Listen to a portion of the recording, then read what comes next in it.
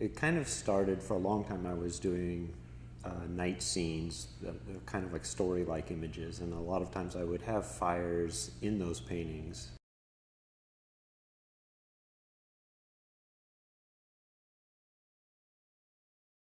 And a friend of mine just made an offhand comment that he thought, I like the fires in your paintings. It would be really interesting just to zoom in on the coals and just paint that.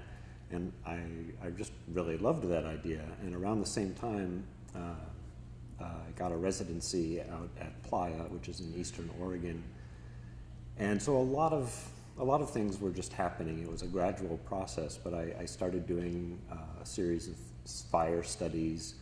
At the same time, there was the remnants of a big fire in that area that had burned a lot of the trees along what's called Winter Ridge near Summer Lake.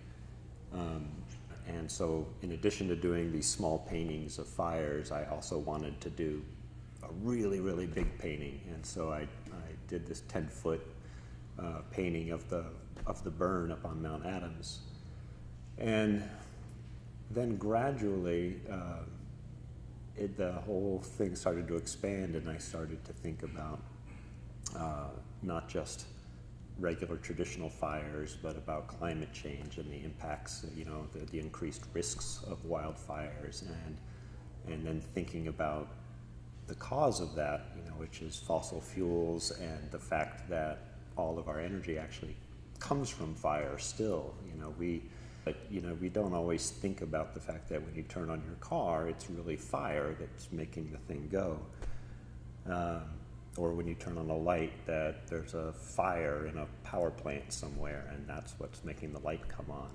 So for all of human history, we've depended on fire, and we're only now starting to think of other ways to create energy. And so it's extraordinary. We are still really connected to this deep human dependence, and in order to deal with climate change, we're going to have to move beyond that dependence on fire. This is my first work that is kind of overtly political or about a concrete issue in the world around us. But on the other hand, I don't see it necessarily as political per se. A lot of art that addresses climate change, it approaches it very much from a kind of an activist point of view. We must do this, must do that. And I mean, I think that's really important and really valuable, but what I really wanted to do is just kind of dig into it and just make this observation about, what is it? I mean, and it's really this dependence on fire that we have. And it's been really gratifying that, I have, very politically active friends on the left, and they love this, like, oh, this is really important, and you're doing this is really great work. And yet at the same time, I showed some of the work, and out in Pendleton, and there's a lot of people out there who actually work at the coal plant in Boardman that's nearby.